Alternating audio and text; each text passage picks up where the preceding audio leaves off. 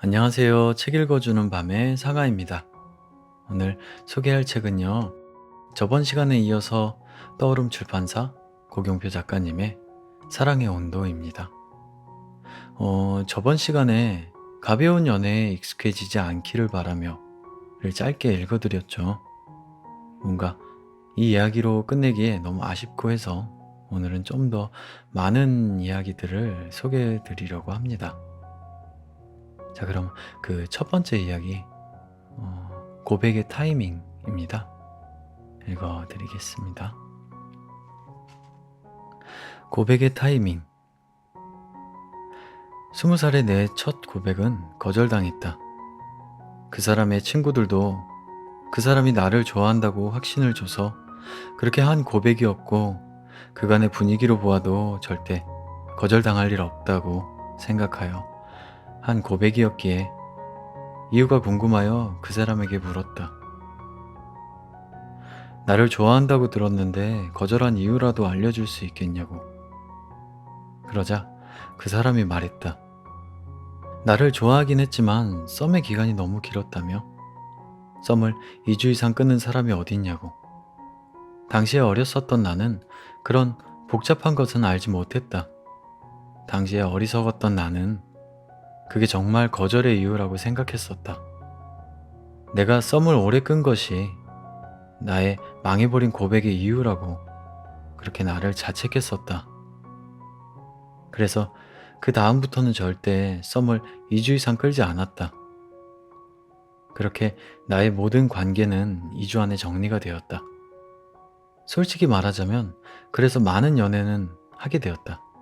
하지만 그리 깊은 연애는 아니었다. 사람들은 말한다. 썸의 기간이 길면 잘들 인연도 끊기기 마련이라고.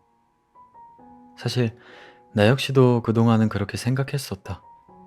하지만 지금의 나는 사람들에게 다르게 말해주고 싶다. 썸의 기간에 너무 신경 쓰지 말라고. 고백의 타이밍은 썸의 기간이 아닌 자신의 마음의 기준이 있는 거라고. 자신의 마음에 확신이 섰을 때 고백을 하는 게 맞는 거라고. 내가 경험을 해보니 썸의 기간이 너무 짧으면 그만큼 쉽게 서로의 관계가 끝났다. 그래, 물론 썸의 기간을 길게 가진 연인들이라도 연애를 하다 보면 결국에는 여러 가지 이유로 이별을 할 수도 있겠지. 하지만 이 두 관계에는 분명한 차이가 존재한다. 서로의 차이를 깨닫고 시작한 연애와 그러지 못하고 성급히 시작한 연애에는 분명한 차이가 존재한다. 썸이란 연애의 시작 전에 설레는 기간, 단순히 이렇게 생각하는 사람들이 있다. 하지만 나는 다르게 생각한다. 썸이란 서로 닮은 점을 통해 설렘을 느끼기도 하지만 서로 다른 차이를 알아가는 기간이라고. 이 기간을 통해 자신은 그 사람과 맞춰갈 수 있을지, 그리고 서로는 그 차이를 받아들일 수 있을지를 확인하는 기간이라고 생각한다.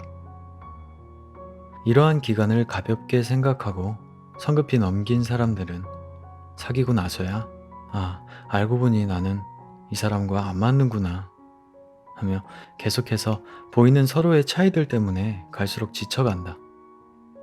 그러다 결국에는 서툰 연애를 끝내곤 한다. 하지만 충분한 썸의 기간을 통해 이미 서로의 차이를 깨닫고 연애를 시작한 사람들은 이러한 상황을 받아들이는 자세가 다르다. 이 사람은 나와 이런 점이 다른 사람이었지. 내가 이렇게 하면 되겠구나 하며 능숙한 자세로 서로의 차이를 받아들이며 서로 맞춰가게 된다.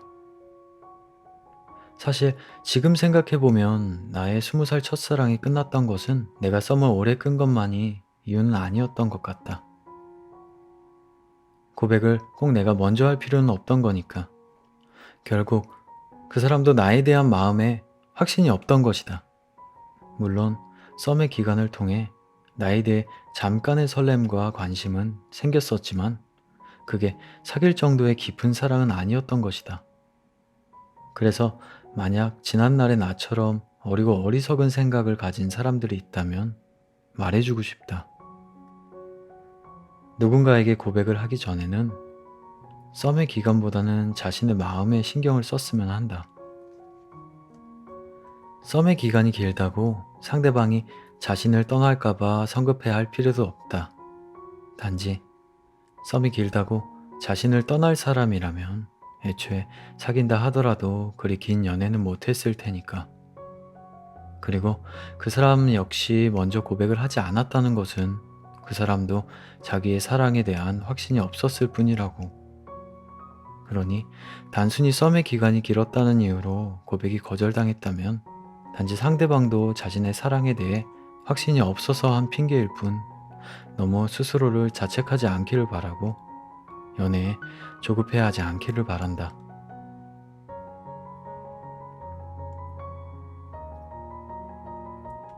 연애는 스펙이 아니다. 어른들이 그랬거든. 결혼 전에는 최대한 많은 연애를 해보라고. 그래, 그 과정 속에서 나와 맞는 사람을 알아갈 수도 있고 좋은 경험이 되겠지. 사실 그래서 많은 연애를 해봤어. 그런데 오히려 그런 것들이 나를 더 지치게 하더라. 원래는 많은 사람들을 만나며 서로를 맞춰가는 방법도 배워야 되잖아. 근데 사랑이란 게 내가 맞추려 노력한다고 다 맞춰지는 것도 아니더라. 그렇게 몇 번의 만남과 이별을 반복하다 보니까 연애하며 문제가 생겼을 때 서로 맞춰가는 것보다는 차라리 헤어지는 게 가장 편하다는 것을 알게 됐고, 어느 순간부터는 그런 이별에 익숙해지더라. 단순히 많은 연애에 집착한 나머지 쉽게 연애를 시작했기에 그만큼 이별 역시 쉬워진 거야. 이제는 단순히 한순간의 감정으로 쉽게 시작되고 쉽게 끝나는 그런 연애 말고 진실된 연애를 하고 싶다. 연애는 스펙이 아니잖아. 얼마나 많은 연애를 했느냐가 중요한 게 아니라 얼마나 깊게 어떠한 연애를 했느냐가 더 중요한 거겠지.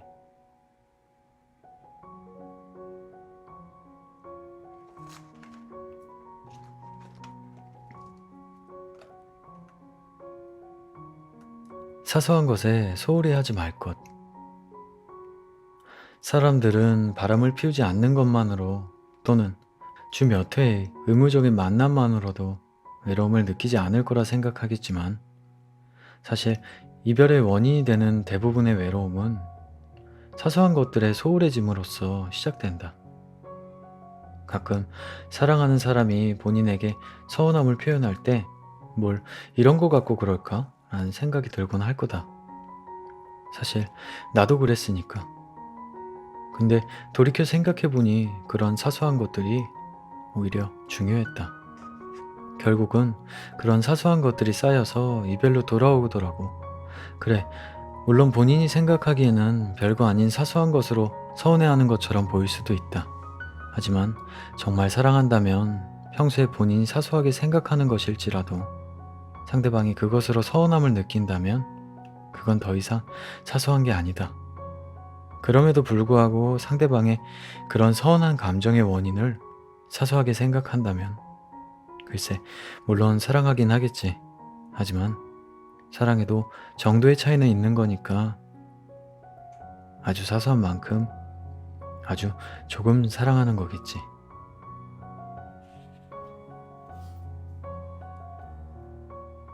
현실적인 5가지 연애 조언. 연애를 해도 주변 사람들과의 관계 유지 역시 중요한 것은 나도 이해하지만 그게 당신과 연애 중인 사람을 소홀히 대할 이유가 되진 않습니다. 삶을 살아가다 보면 여러 선택의 길을 맞이하게 되고 나름의 우선순위를 정하게 됩니다.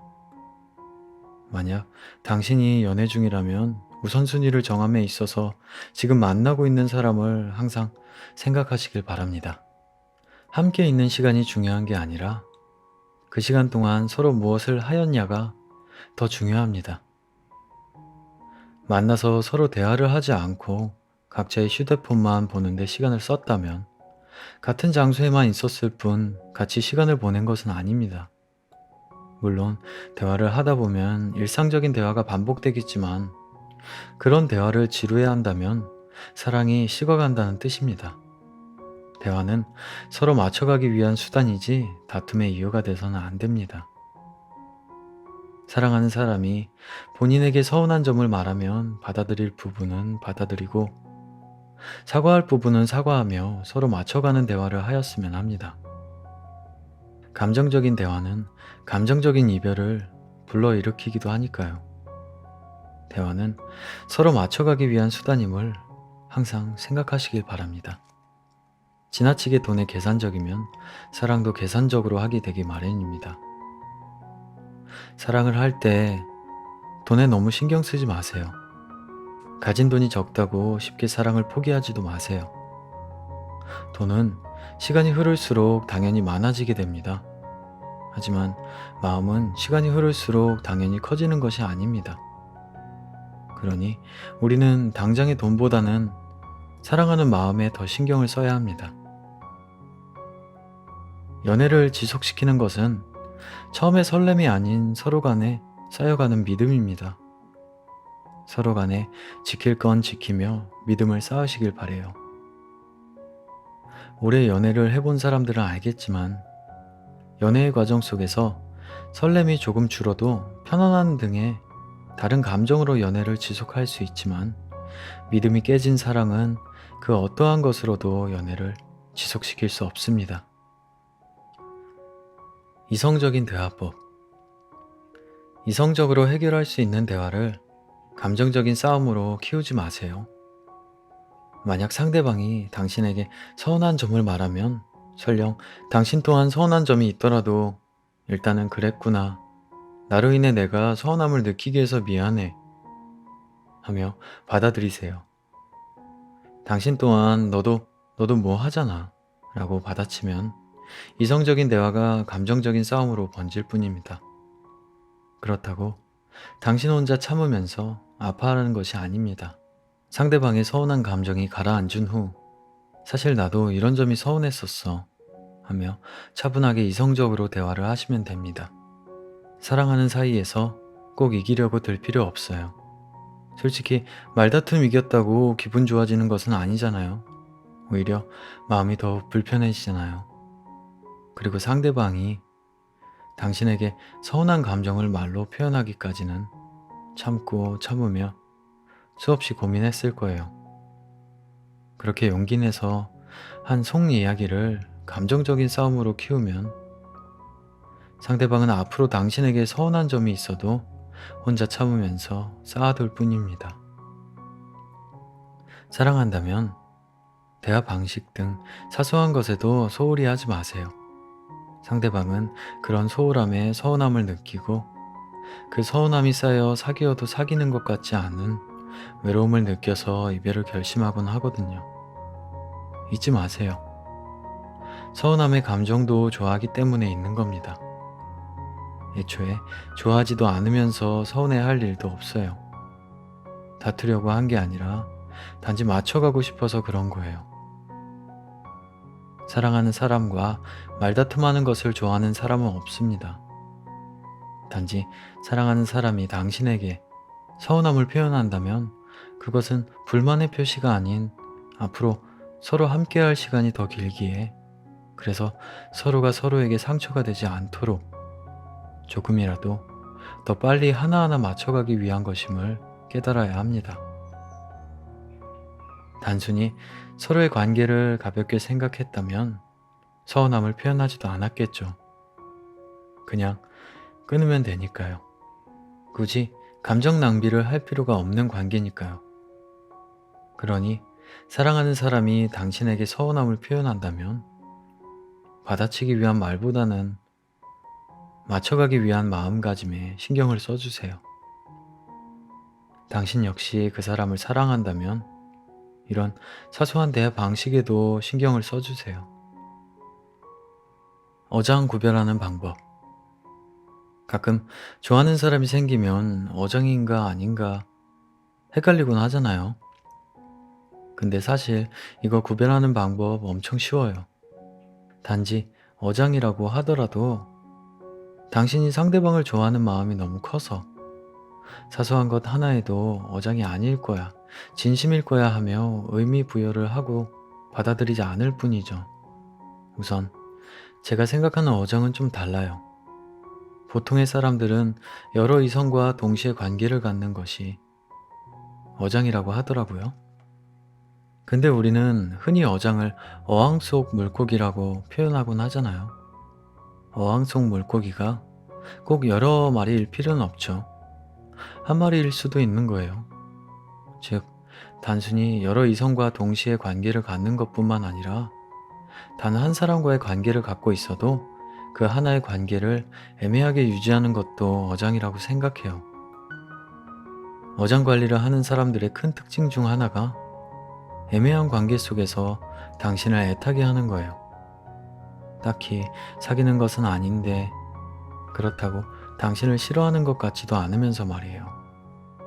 그런데 너를 좋아해랑 너만을 좋아해 랑은 달라요. 당신에게 어장을 한다고 당신을 좋아하지 않는다는 건 아니에요. 단지 그 좋아함의 정도가 당신과 사귈 정도는 아닐 뿐이죠. 그렇기 때문에 당신이 조금만 밀어내도 그런 사람들은 꼭 당신일 필요는 없는 사람이라 당신을 쉽게 놓을 거예요. 하지만 어장에 이미 빠진 사람들은 못 밀어내요. 왜냐하면 자기가 더 좋아하니까. 그래서 결국은 혼자 고민하다가 마음을 접거나 또는 먼저 고백을 해보곤 하겠죠. 그러다 몇몇은 아직은 내가 연애를 할 상황이 아니야 등의 핑계를 들어본 사람도 있을 거예요. 근데 잘 생각해 볼까요? 사람도 결국 동물이라 이기적이거든요. 자신이 좋아하는 게 있으면 갖고 싶어요. 정말 당신을 좋아했으면 그러한 자신의 상황을 핑계로 거리를 두는 게 아니라 오히려 그런 상황을 이해해달라며 당신을 설득했겠죠.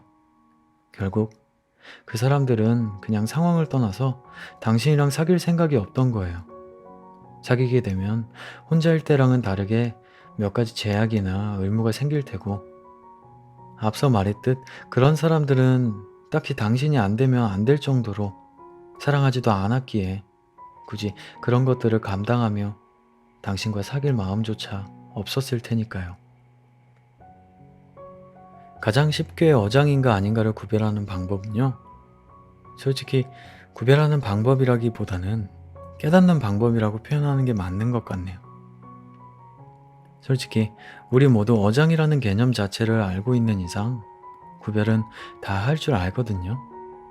단지 글 초반에도 적었듯 그게 본인의 상황이 되면 애써 받아들이지 않기에 깨닫지 못할 뿐이죠.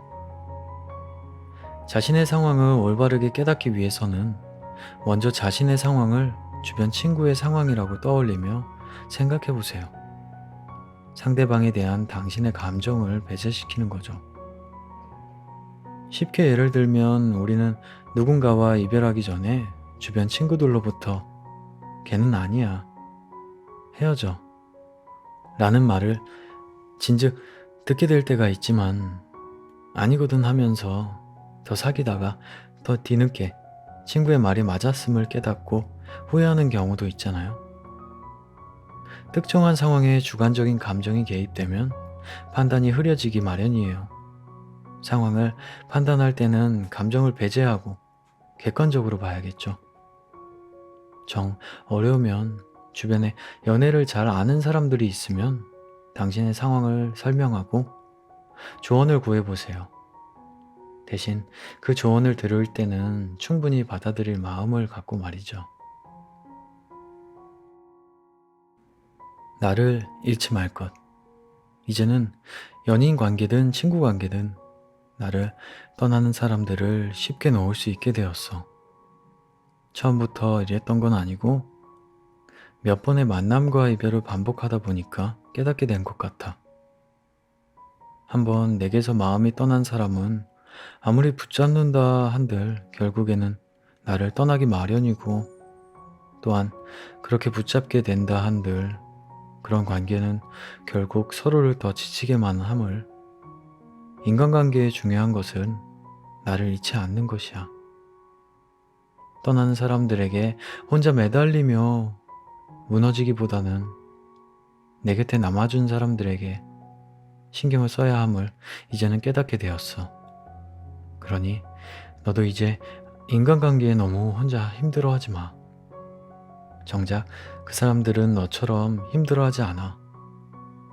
괜히 혼자 감정 낭비하지 말라고. 엄마는 너를 예쁘게 낳아줬는데 괜한 사람들 때문에 스스로 망가뜨리지 마. 항상 누구를 사랑하더라도 너 자신을 먼저 사랑하며 너 자신을 잃지 않았으면 좋겠다.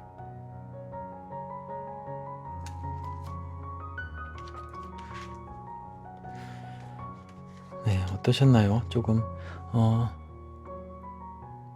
이별을 했다면 조금 도움이 될 만한 앞으로의 어떤 연애를 시작함에 있어서 좀 필요한 부분들이 좀 많이 있었던 것 같습니다. 네, 다음에 저는 더 좋은 책으로 찾아오겠습니다. 책 읽어주는 밤의 상하입니다. 감사합니다.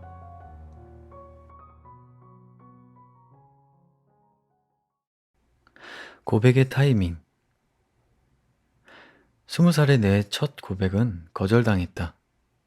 그 사람의 친구들도 그 사람이 나를 좋아한다고 확신을 줘서 그렇게 한 고백이었고, 그간의 분위기로 보아도 절대 거절당할 일 없다고 생각하여 한 고백이었기에 이유가 궁금하여 그 사람에게 물었다.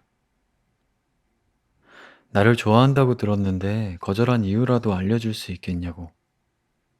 그러자 그 사람이 말했다. 나를 좋아하긴 했지만 썸의 기간이 너무 길었다며. 썸을 2주 이상 끊는 사람이 어딨냐고.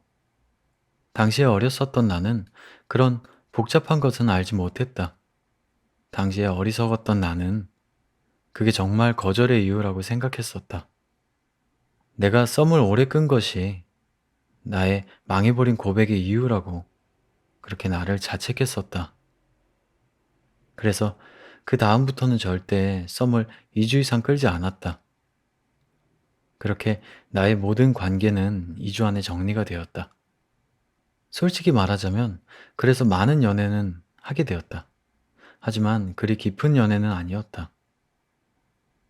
사람들은 말한다. 썸의 기간이 길면 잘들 인연도 끊기기 마련이라고. 사실 나 역시도 그동안은 그렇게 생각했었다. 하지만 지금의 나는 사람들에게 다르게 말해주고 싶다. 썸의 기간에 너무 신경 쓰지 말라고. 고백의 타이밍은 썸의 기간이 아닌 자신의 마음의 기준이 있는 거라고. 자신의 마음에 확신이 섰을 때 고백을 하는 게 맞는 거라고. 내가 경험을 해보니 썸의 기간이 너무 짧으면 그만큼 쉽게 서로의 관계가 끝났다. 그래, 물론 썸의 기간을 길게 가진 연인들이라도 연애를 하다 보면 결국에는 여러 가지 이유로 이별을 할 수도 있겠지. 하지만 이 두 관계에는 분명한 차이가 존재한다. 서로의 차이를 깨닫고 시작한 연애와 그러지 못하고 성급히 시작한 연애에는 분명한 차이가 존재한다. 썸이란 연애의 시작 전에 설레는 기간. 단순히 이렇게 생각하는 사람들이 있다. 하지만 나는 다르게 생각한다. 썸이란 서로 닮은 점을 통해 설렘을 느끼기도 하지만 서로 다른 차이를 알아가는 기간이라고.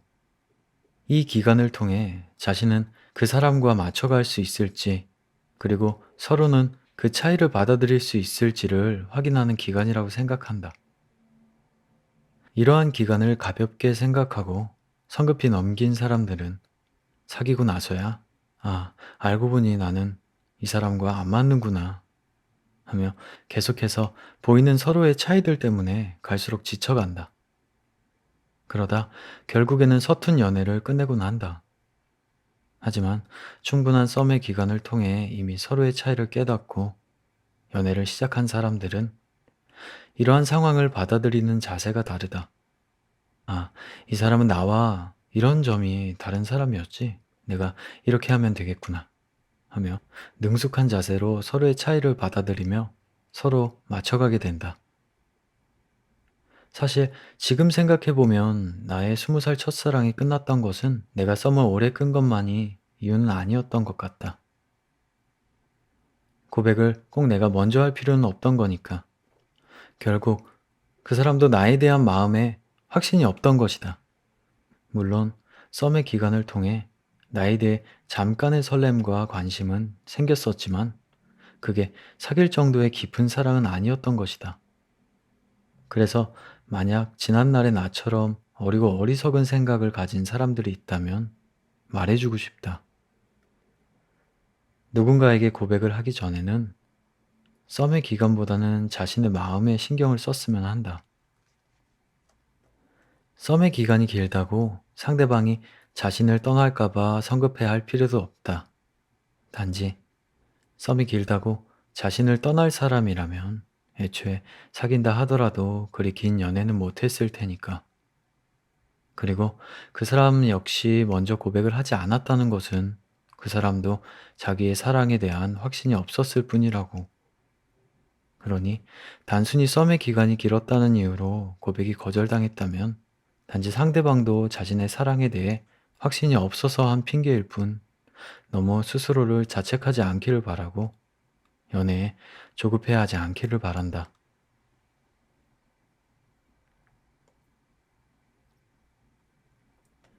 연애는 스펙이 아니다. 어른들이 그랬거든. 결혼 전에는 최대한 많은 연애를 해보라고. 그래, 그 과정 속에서 나와 맞는 사람을 알아갈 수도 있고 좋은 경험이 되겠지. 사실 그래서 많은 연애를 해봤어. 그런데 오히려 그런 것들이 나를 더 지치게 하더라. 원래는 많은 사람들을 만나며 서로를 맞춰가는 방법도 배워야 되잖아. 근데 사랑이란 게 내가 맞추려 노력한다고 다 맞춰지는 것도 아니더라.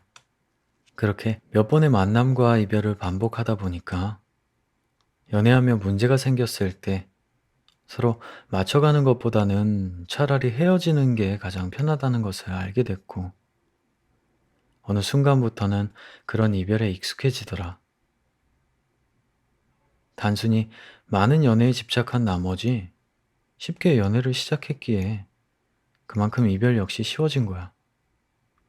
이제는 단순히 한순간의 감정으로 쉽게 시작되고 쉽게 끝나는 그런 연애 말고 진실된 연애를 하고 싶다.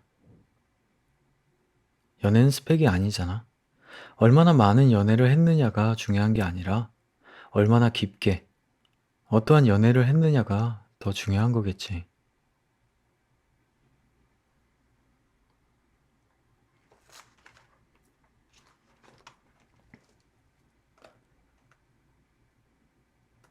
사소한 것에 소홀히 하지 말 것.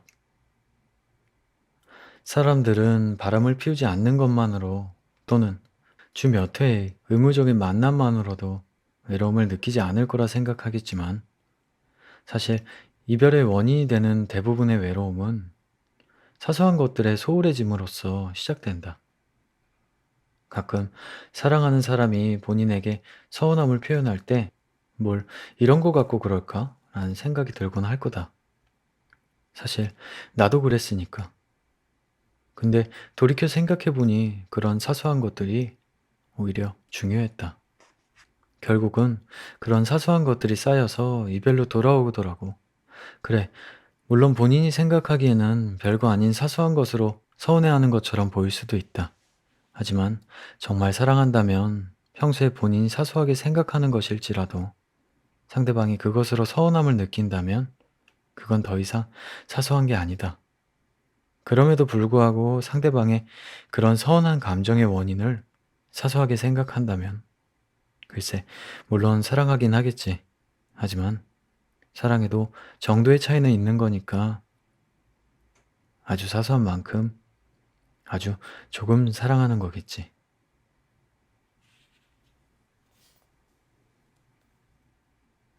현실적인 5가지 연애 조언. 연애를 해도 주변 사람들과의 관계 유지 역시 중요한 것은 나도 이해하지만 그게 당신과 연애 중인 사람을 소홀히 대할 이유가 되진 않습니다. 삶을 살아가다 보면 여러 선택의 길을 맞이하게 되고 나름의 우선순위를 정하게 됩니다. 만약 당신이 연애 중이라면 우선순위를 정함에 있어서 지금 만나고 있는 사람을 항상 생각하시길 바랍니다. 함께 있는 시간이 중요한 게 아니라 그 시간 동안 서로 무엇을 하였냐가 더 중요합니다.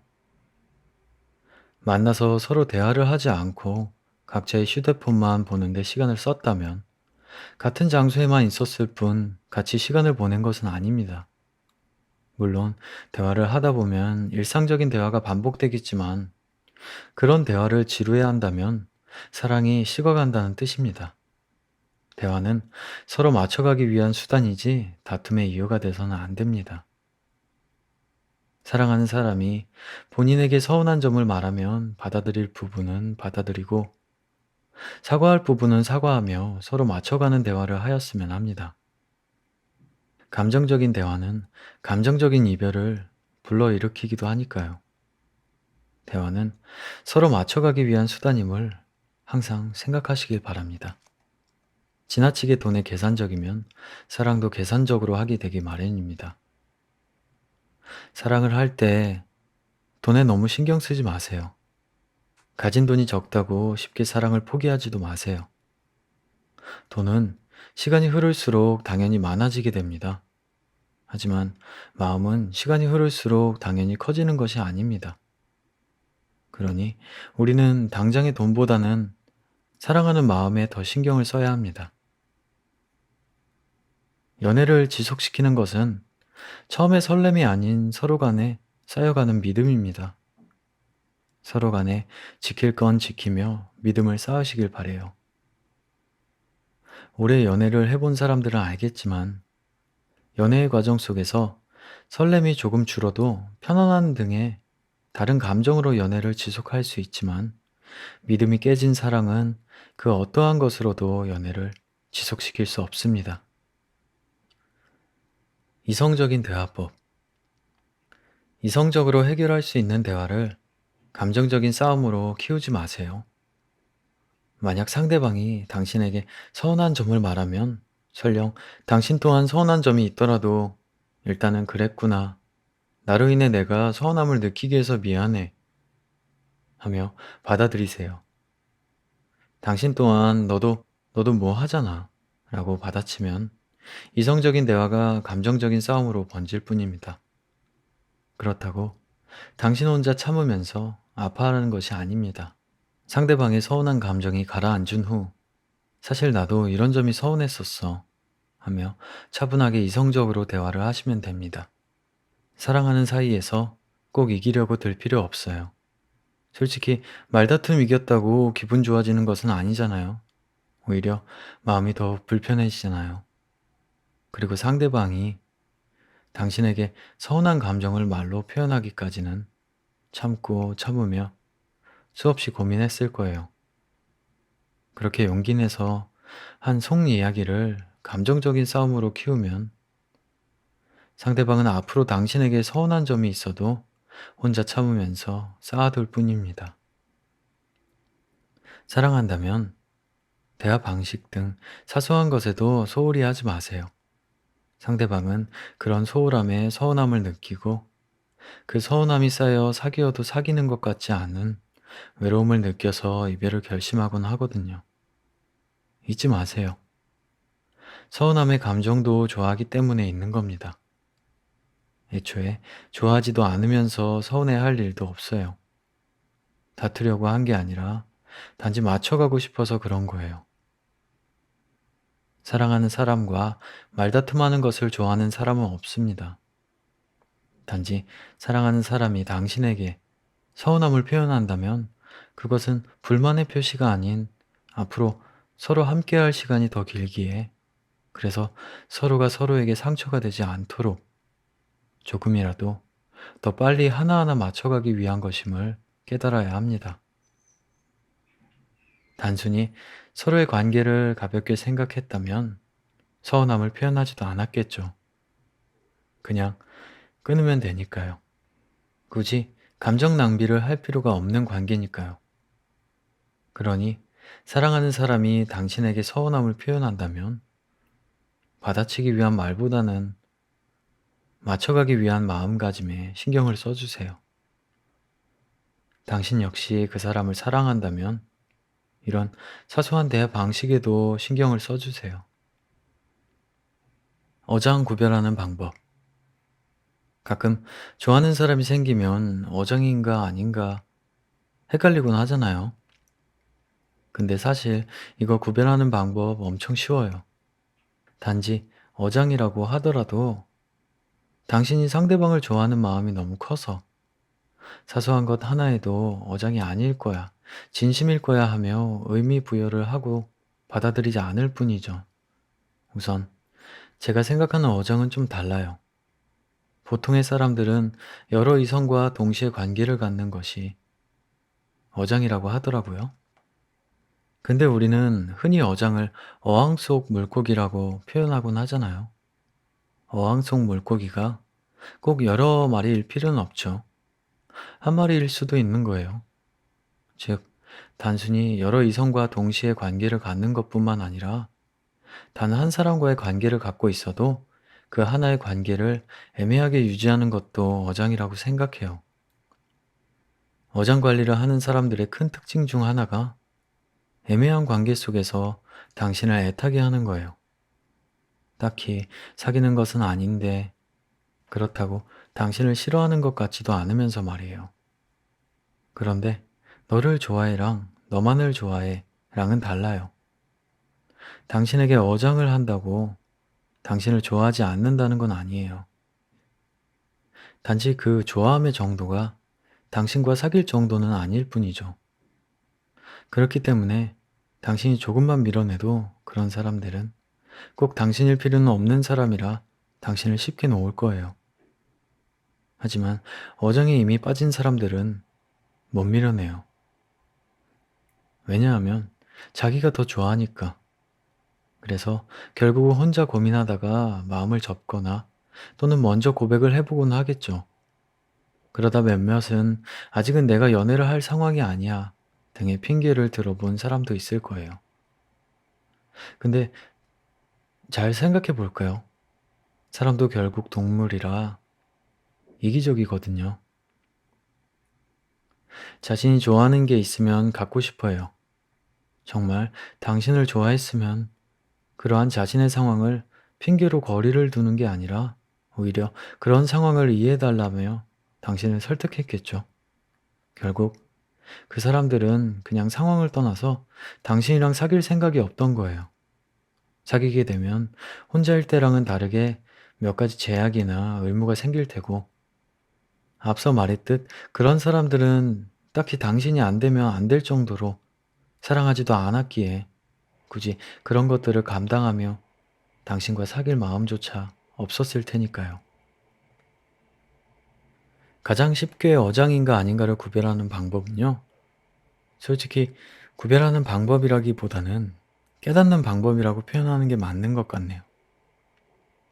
솔직히 우리 모두 어장이라는 개념 자체를 알고 있는 이상 구별은 다 할 줄 알거든요. 단지 글 초반에도 적었듯 그게 본인의 상황이 되면 애써 받아들이지 않기에 깨닫지 못할 뿐이죠. 자신의 상황을 올바르게 깨닫기 위해서는 먼저 자신의 상황을 주변 친구의 상황이라고 떠올리며 생각해 보세요. 상대방에 대한 당신의 감정을 배제시키는 거죠. 쉽게 예를 들면 우리는 누군가와 이별하기 전에 주변 친구들로부터 걔는 아니야, 헤어져 라는 말을 진즉 듣게 될 때가 있지만 아니거든 하면서 더 사귀다가 더 뒤늦게 친구의 말이 맞았음을 깨닫고 후회하는 경우도 있잖아요.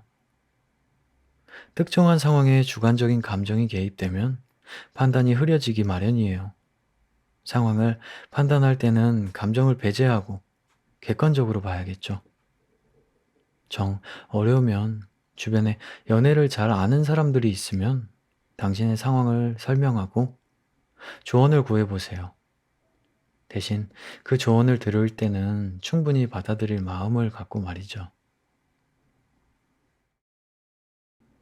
나를 잃지 말 것. 이제는 연인 관계든 친구 관계든 나를 떠나는 사람들을 쉽게 놓을 수 있게 되었어. 처음부터 이랬던 건 아니고 몇 번의 만남과 이별을 반복하다 보니까 깨닫게 된 것 같아. 한번 내게서 마음이 떠난 사람은 아무리 붙잡는다 한들 결국에는 나를 떠나기 마련이고, 또한 그렇게 붙잡게 된다 한들 그런 관계는 결국 서로를 더 지치게만 함을.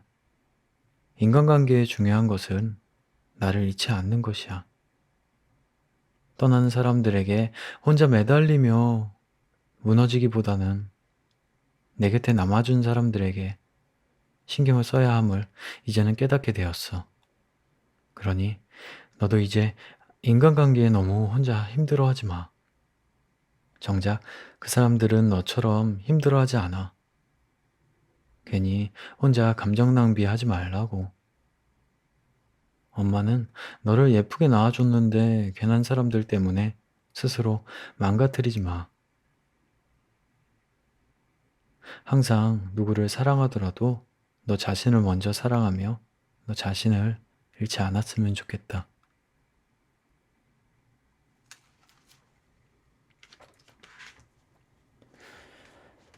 네, 어떠셨나요? 조금 어, 이별을 했다면 조금 도움이 될 만한 앞으로의 어떤 연애를 시작함에 있어서 좀 필요한 부분들이 좀 많이 있었던 것 같습니다. 네, 다음에 저는 더 좋은 책으로 찾아오겠습니다. 책 읽어주는 밤의 상하입니다. 감사합니다.